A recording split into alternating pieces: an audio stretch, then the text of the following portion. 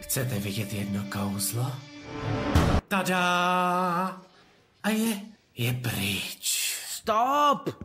Může už někdo odníst toho oslího čuráka? Vítejte ve filmovém studiu Pornomount. Ano, Max mi právě sdělil, že chce, abych udělala tamto.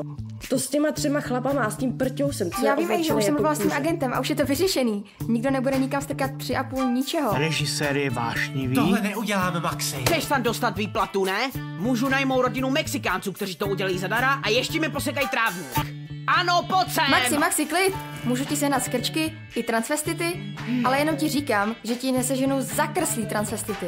Asistentka tohle je není přepracovaná. filmový studio. To je opravdový studio. Ne, tohle je pornohnízdo. Točíte tady porno. Jo, to je pravda. Točíme tu Můj porno. bože.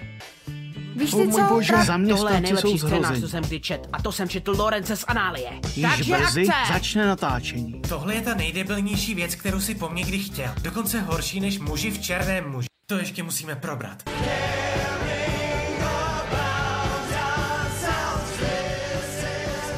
Když vyděláváš na něčem, co fakt miluješ, tak máš sakra štěstí.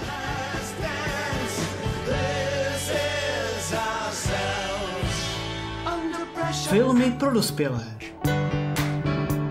Dneska musíme ještě natočit 3 filmy, takže nalubrikovat a nabít Robertky. Šup! Konečně. Zasuň ho. Celý dabovaný seriál uvidíte ve Sky Voices.